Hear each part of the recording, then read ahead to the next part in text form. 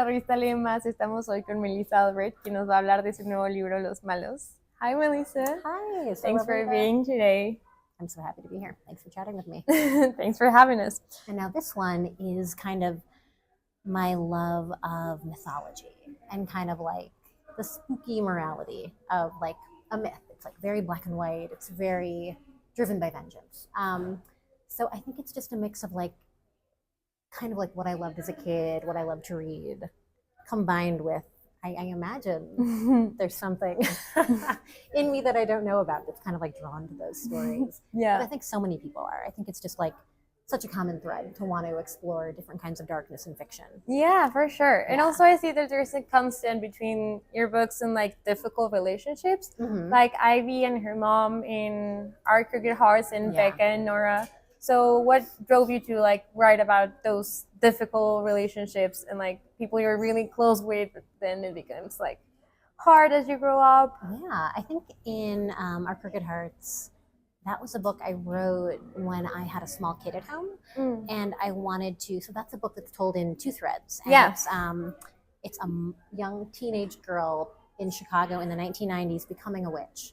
25 years later, it's her own daughter, a teenager in the suburbs, kind of paying the price for some terrible things her mother did when she was young.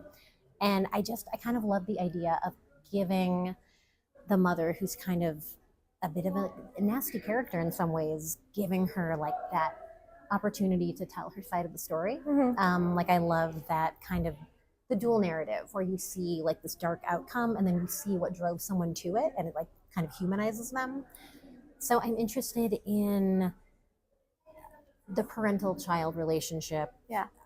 Again, that also has something to do with like my love of fairy tales, like parents and children in fairy tales. Generally, there's like a lot of darkness to mine there, and it's just so interesting. Yeah. And then with this book, of course, it was that idea of found family and what it does to you when you're a young person whose identity and the stories you tell about yourself are totally built around loving your friend. And like what happens when you grow up at different speeds and one of you still wants to play pretend and the other one wants to like grow up a little bit. Like that's such a hard moment. And like a lot of, I think, readers and writers, I was the kid who was kind of holding back and not growing up yet. So I was interested in writing about a friendship where that rift kind of occurs and there's like a break. Because, friendship breakups are absolutely harder than romantic breakups. I know, right? And people don't write about it or like talk about it enough. It's like, oh, you broke up with a friend, like move on. But as you said, it's like the family you choose. Exactly. So it can be a lot more painful in that way. Agreed. Yeah. Absolutely. And also, like in Our Crooked Hearts, we see the relationship between Dana and Fee and how they're like their chosen family and how they grow together and explore this like magic world and the challenges of being like witches together. Yeah. And we see a really different friendship between Dana and Becca. Yes. So what inspired you to like write about friendships in that way, like different ways, and explore a dynamic relationship between teenagers? Right. Okay, so I loved writing Dana and Fee, who are like the teens becoming witches in 90s Chicago in Crooked Hearts. Yeah. They were ride or die. And there was so much tension in their lives that I wanted to write about that I kind of had to make their connection airtight. But then in Los Malos, it was very much at the core of the book, like everything that happens has to do with this rift between two friends. The different things they experience and like the ways one is experiencing tragedy in her home life, the other one is trying to support but like doesn't really know how. I had myself a horrible friendship breakup when I was in high school, like unsurprisingly. It's just the kind of thing that never quite leaves you, those feelings of growing up and that kind of loss. Yeah. It's very formative. And friendships are such an important part of building your character and who are you going to be. Yeah. And one of my friends used to say that we're just like little pieces of everyone we know, like put together. Yes, that's a really good way to put it. Yeah. I feel like when you're young, you're like hot wax. Yeah. So like people can impress upon you in these intense ways that like kind of shape and change you forever. And you get like a little more sure of yourself when you're older. But yeah, when I was young, I just loved my friends with this ferocity that I still love my friends, Yeah. but it's different. It's different when you're young. There's like something so intense about it, and it's like that feeling of falling in love, but falling in love with like who you are with them, and like a group love story. It can be so like beautiful and also so painful when things go wrong. Yeah. One thing I love about your books is that we get to see different points of view. Like in Los Malos, we see parts that are narrated by Becca and parts that are like narrated by Nora. So we get like a more complex view of how things are going. The same thing happens in Our Crooked Hearts, that we see parts that are narrated by Dana and parts that are narrated by Ivy. So we get to see like how every character is seen by each other. Yeah. Is it hard like doing that and building a world narrated like by different eyes? It's funny. It's not so okay.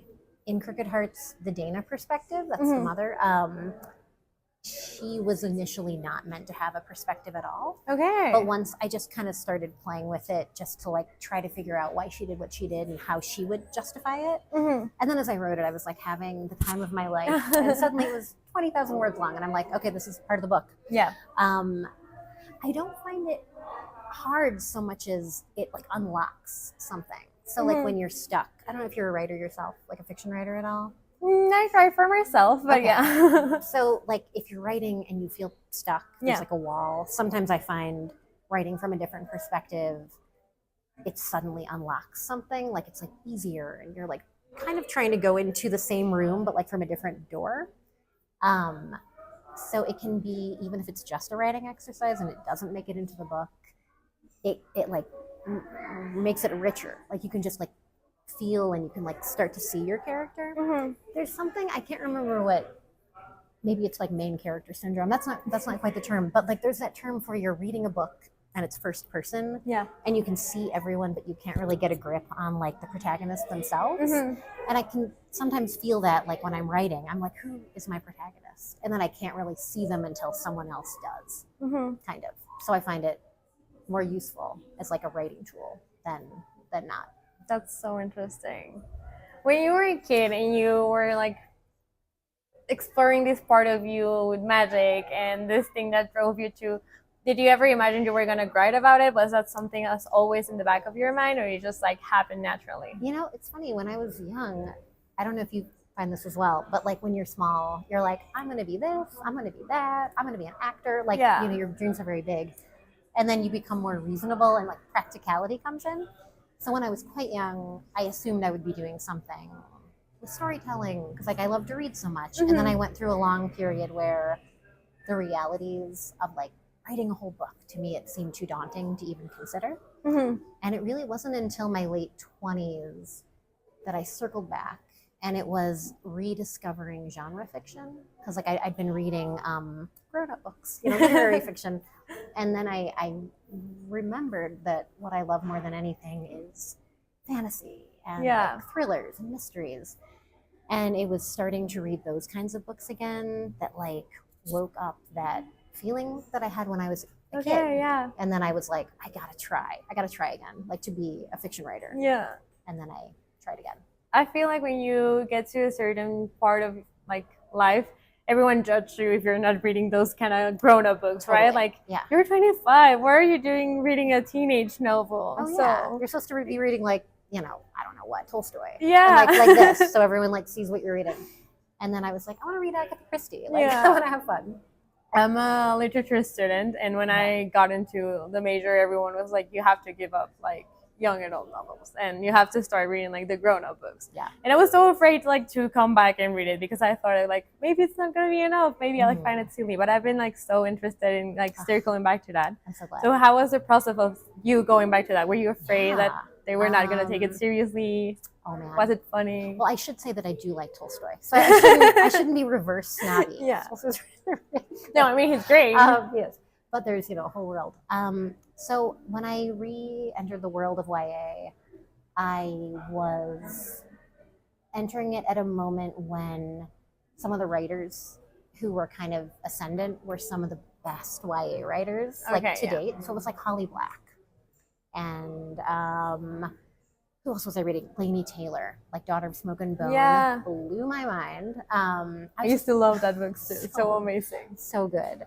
If you have, every time I'm in a room with YA authors who are asked, what's your favorite like trilogy or YA fantasy, it's like 5 out of 10 people are going to say Laini Taylor's Daughter of Smoke and Bone. So rediscovering YA through like some of the best people like working in it and doing the coolest stuff with fantasy. Yeah. I just loved it so much that I completely stopped caring what anyone thought. And I became a total proselytizer for young adult.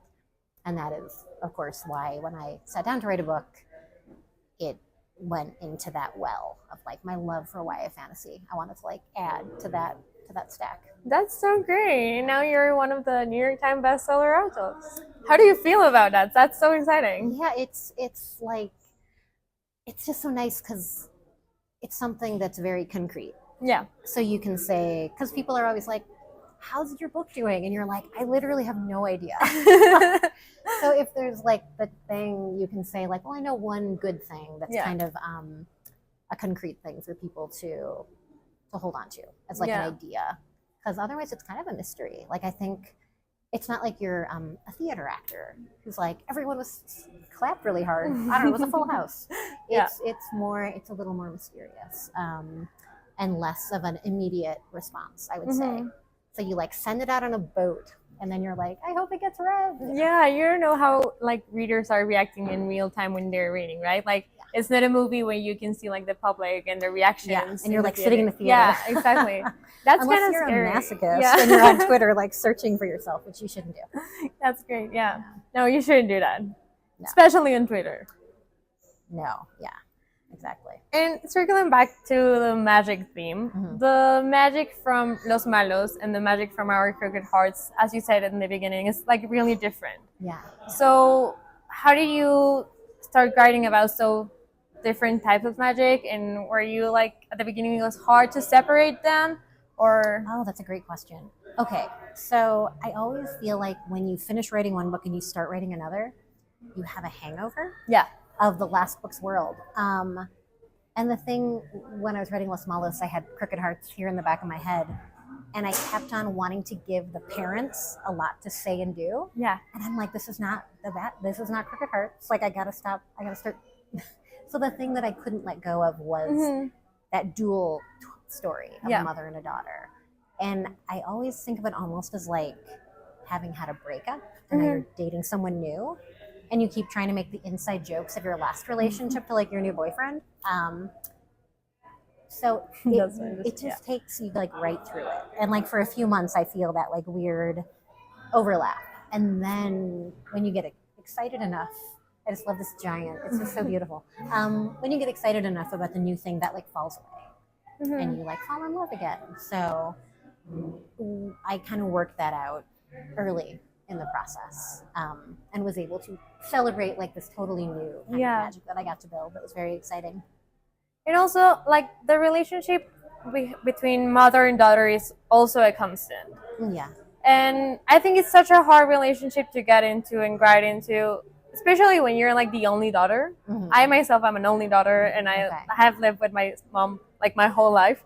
So she is my best friend at sometimes but my worst enemy at sometimes, especially like when growing up as a teenager when the only thing you want to hear is like your friends' voices and be with them and not your parents. Yes. So was it hard writing for you? Like, how was it?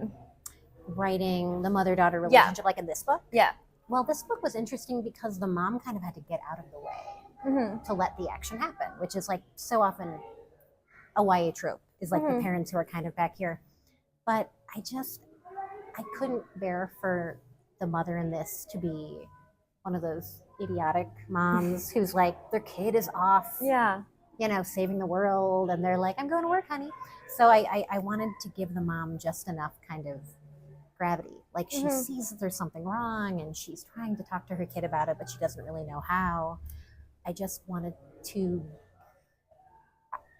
to get in the way, but I needed her to not be a total fool. So that was a new thing for me because in my previous books, I feel like the mothers have been more important.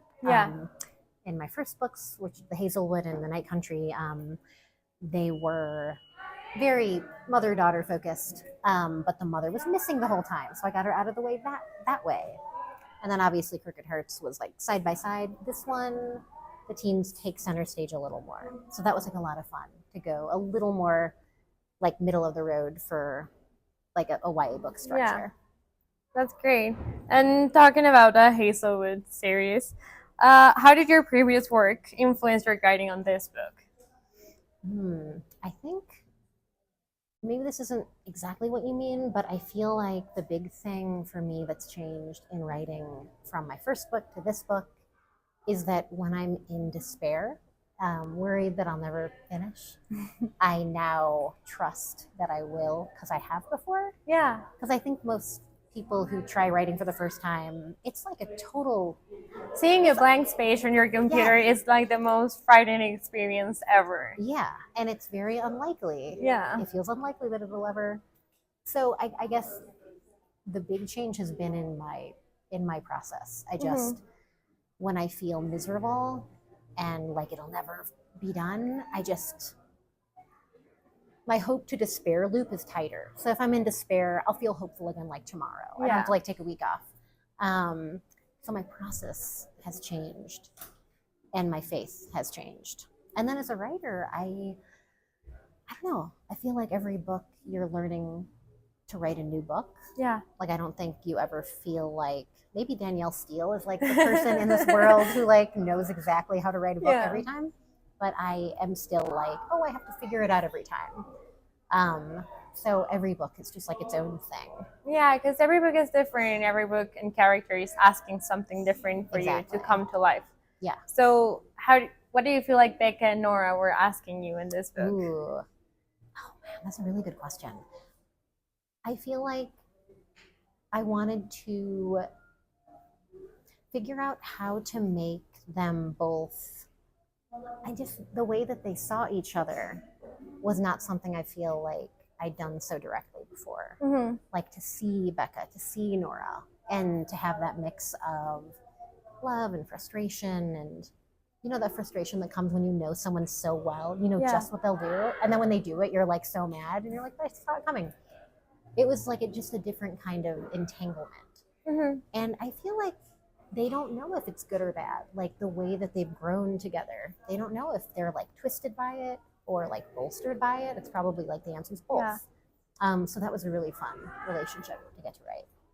And I have like another question about your process. How do you connect with like your inner teenager to portray it? Because I feel like when we grow up, we forget how we felt in that moment. So and it's so easy to go back to the adults we had in our life saying like, it will pass, or like, oh, you're so silly. Like, this is not a big deal. Older. Exactly. So how do you go back to that, inner teenager and inner Melissa as a teenager in high school? I feel like you think when you're young that you will reach a threshold where you'll like turn a page or like walk through a door and now you are an adult. Yeah. And then I realized that like never happens ever. You're always just like a person kind of moving forward, sideways, sometimes back. So there is no turned page. Like it's kind of, I found that it's been easy to access just because I'm not like that.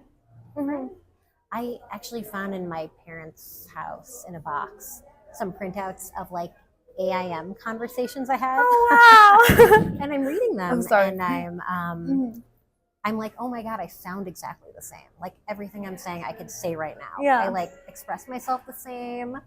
It's like lightly pretentious, like, you know, maybe like hopefully I'm less pretentious because when you're young you're like have pretenses because you don't know who you are yet. But I'm like, oh, I could have written this yesterday. So that was funny because I thought I'd changed, but apparently you only changed so much. Yeah, that's like a really interesting way to see it. Like just moving forward but not changing that much. That's so interesting. Yeah. Maybe like you're growing like this way, like you're like expanding. Yeah, I hope so. God, hopefully. Yeah, hopefully.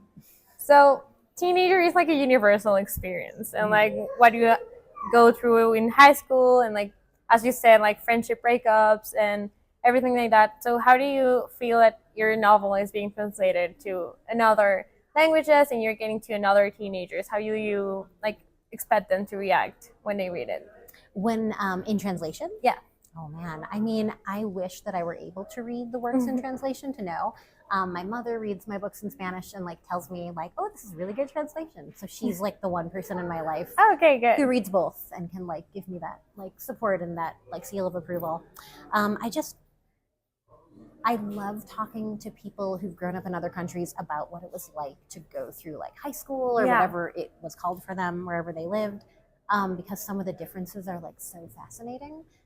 So I think there's going to be those universal things about being like a teenager, and then like some interesting specifics about being like an American teenager. Yeah. But I think the big picture things will be translatable because it's just like the humanity, you know. Yeah. So hopefully it'll be a smooth transition.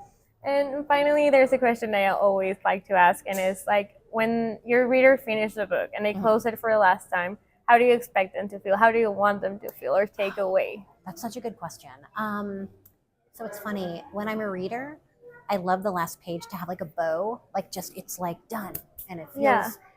But like as a writer, I love to leave a tiny cracked open door. Makes sense. So I'm like, what do I owe? Do I owe it to myself to do what I want to do as a writer, or should I imagine that most people like me want that kind of tied off feeling? I try to walk a little bit of a balance. The main thing I want people to take away is that they just wanted to like keep turning the pages, you know, like more so than any kind of like whatever themes you might pull from it, wherever it like sits with you. I hope it was at least like fun to read. That's amazing. Thank you very much for having us today and so having this chat with me. Thank you. Thank you. Y bueno, esperen el libro de Melissa, Los malos en Gandhi. Gracias. Gracias.